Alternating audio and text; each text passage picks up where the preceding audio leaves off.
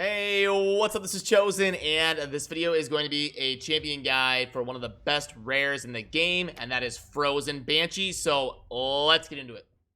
Alrighty, let's fire up the index here, and we're going to go down to the Undead Hordes, and Frozen Banshee is the attack magic affinity rare right here. Now remember, as always, my champion guides down in a pinned comment, I will have an infographic right here with all of the basic information, the masteries, the grades that you see up on the top right, the fact that she takes 15 books, and just a general overview of the champion. As always, remember to build the masteries yourself. Don't ever blindly copy masteries. It can be dependent on the type of team and how you're using the character and the context and all that. But I do believe these masteries are going to be pretty generally useful for her in most situations because she is a clan boss specialist, and these masteries are going to do just fine for you in the clan boss. So let's put that away and let's have a discussion about Frozen Banshee and her kit and all that stuff.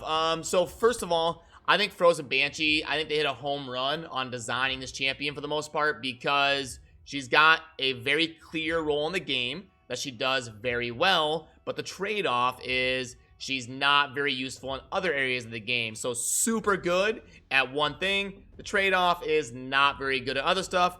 End game viable to give players a cheap, realistic champion to acquire that can be very good and endgame viable in that role, but not so broken that it's better than all the legendaries in the game or something, and there's no point to summon better champions. So I think they got it mostly right on the design of Frozen Banshee. But in terms of her kit, let's dive into the base stats first. Pretty good. Base speed of 99 is good for a rare. Base defense over 1,000, about 15k HP, and then at least she gets some base accuracy there at 10. So base stats pretty par for the course. The A1 is going to be attack one enemy 2 times each hit with an 80% chance that you can book to 100 of placing a 5% poison debuff for 2 turns, and if the target is under a poison sensitivity debuff, but she does place those by herself on the A3. The A2 is a little bit wonky. It's going to be attack one enemy, fill the turn meters of all allies by 2% for each debuff on the target. Now, her AI doesn't really do this against the clan boss. She's going to do the A3 and then spam the A1, which I think is the right way to go about it in terms of designing her AI, because you don't want the turn meter manipulation and buffing to ruin your comps, your counterattacks and all that type of stuff. So it's weird that that's her A2, but I get that it's tough to give her an A2 because if you make it better than the A1, she's going to be broken in terms of how good she is for a rare, and if you make it super trash, then there's no point in even having it here because you're just going to have players having to manual her then and never use the A2.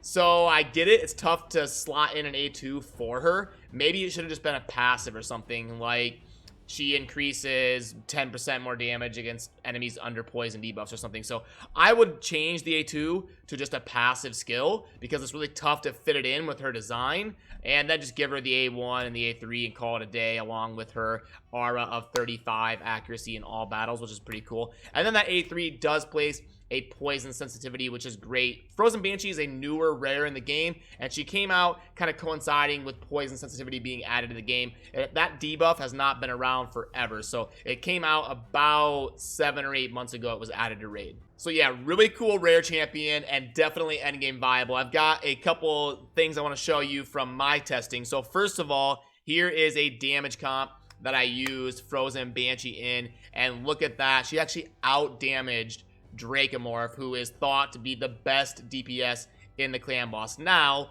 there is a reason for that.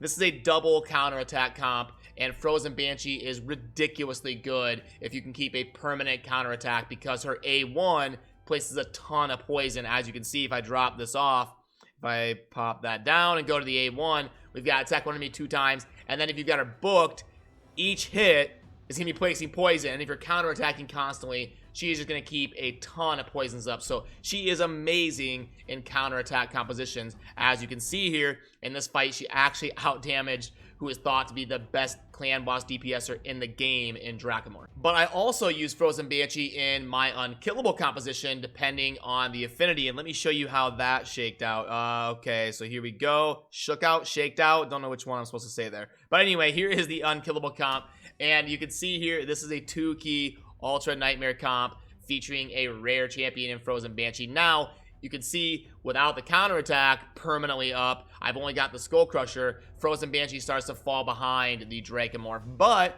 we've got a balance change coming in, I think, next week or so. So by the time you're watching this, Dracomorph may be nerfed slightly. His A1 is not going to crank out the crazy deeps that it does right now. So that gap is going to get shortened. The Dracomorph on the current patch that's going to be coming out would probably be at like 14 million something. So that gap is going to be closing between the Banshee and the Dracomorph. So Frozen Banshee is going to be even better than she is currently because Dracomorph is coming back just a little bit.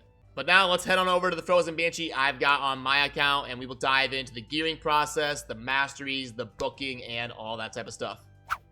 So here is my Frozen Banshee, and I've got mine slotting into my unkillable comp. So that is why her speed is 177, and it's gotta be that. I can't change that at all. Then I'm just looking for good accuracy and as much damage as I can get. I need to get her crit rate a little bit higher, along with her attack a little bit higher to really min-max her, but this performs just fine in my unkillable comp. And you'll see I've got the toxic set on her. It's because I wanted to test it. I wanted to see if it would be good or bad, if I would be overflowing poisons on the clan boss. Remember, you can only have 10 debuffs on the clan boss at a time, so I wanted to see if it would be a good thing or not to have her in the toxic. And what I found out is it's about even. Yeah, she does a little bit more damage. I keep the poisons up a little bit more consistently, but they're baby poisons, which I hate. The toxic set should be rebalanced to place actual poisons, especially since it's a 4-piece bonus. Maybe the 2-piece bonus should be baby poisons, and then the 4 set should be the big version of poisons. That's probably the way that I would change it, but what I found was it didn't really make a difference with or without the toxic set. She was doing about the same amount of damage in my composition. So, you know, take that knowledge and use it with what you may. I don't think it's super necessary to get her in the toxic set or anything. You're mainly just going to be looking for a good blend of accuracy, getting the speed right, and then getting as much toughness as you can, especially if you're not using an unkillable comp. You're going to want her to live. Maybe you're going to need to put her in a lifesteal set and get her the War Master Mastery to keep herself healed. Depending on the composition that you're using, you're going to need to work around those type of things. I will show you the gear I have on her. You're going to want an accuracy banner most of the time on her. And then I'm using the crit damage because of the unkillable comp. You may want to go flat defense or HP or something. And then obviously the ring is pretty straightforward. The boots are going to be speed most of the time, but I've got mine tuned to only need 177 speed. So I've got her in these attack boots that happen to have speed as a substat. The chest is typically going to be toughness if you're not using her in an unkillable comp. Same with the gloves. I would like to get these in crit rate, but this was how I could make the non-speed boots work. These gloves with the triple crit rate and the triple speed and the crit rate and accuracy. Top ones are pretty straightforward, but I will show you those if you are curious. And then for the booking process, she's definitely worth the books. She's an endgame viable rare. When you get to be a very developed raid player, you're gonna have a ton of rare books. I know when you're new, it seems like it's crazy and you don't get enough rare books, but trust me, down the road when you're endgame, you will have plenty of them. So do not feel bad about spending books on Frozen Banshee since she is just a rare. But you can save some books on the A2. The main priority is getting the A3, the Frostblight, and the Death's Caress A1 maxed out. If you happen to save a couple on the A2, you can go ahead and be stingy if you would like, but nothing wrong with spending all 15 books on Frozen Banshee. She's a very good endgame viable clan boss DPSer. As far as the masteries are concerned, I think this is a pretty straightforward setup for her. Going down the offense tree to get the War Master, and then the support tree taking the Hexer, and this setup here should perform just fine for you in the clan boss. Let me pop myself down away there just so you can see the full screen. But remember, I do have that infographic down below if you want to pull that up and take a look at those masteries whenever you would like. But now let's head on over to the grading system and get her rated in every area of the game. Alrighty, so clan boss, yeah, 4.9. You can see what's funny is it's got 8,500 ratings. Most people just do that and then move on with their lives. So this has way more ratings than any other area. But yeah, obviously a 5. She is incredible for a rare champion in the clan boss. Dragon Lair, this is typically the other spot of the game where people like her most besides the clan boss, because you can, crank out the damage on the boss fights, place the poison sensitivity, and place poisons, maybe even detonate them with somebody like Zavia, Ellen, or Rill, something like that. But a 5's a little bit strong, I think, but I'll give her a 4 in the Dragon's Lair. Faction Wars, she does make things take more damage from poison ticks with the frozen sensitivity and does place poisons. So I wouldn't say she's garbage in Faction Wars, especially for the boss fights maybe. I'll give her a 3. Minnow, same thing, a 3 there. Campaign, she's pretty bad in the campaign. You're not gonna really want to be using her there. Fire Knight, she does have a multi-hit A1, but she is magic affinity, which is weak to the stage 20 level, which is a pretty big deal. So yeah, I don't really recommend using her in the Fire Knight. Ice Golem, a little bit better. She is strong to level 20. It'd be like a 2.5 or so. I'll give her a 2. I don't think she's great there.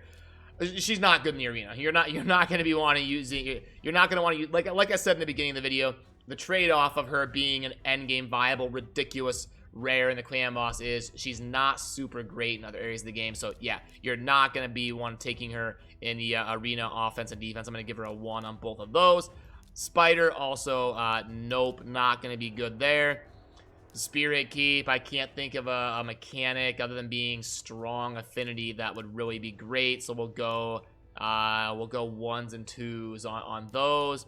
Force Keep, no, she doesn't lower defense and she's affinity countered. And the Void Keep, again, it's gonna be like a 2, 2.5 or so. So yeah, mostly gonna be used in these top 4 areas you see: Clan Boss, Dragon, Faction Wars, and maybe the Minotaur.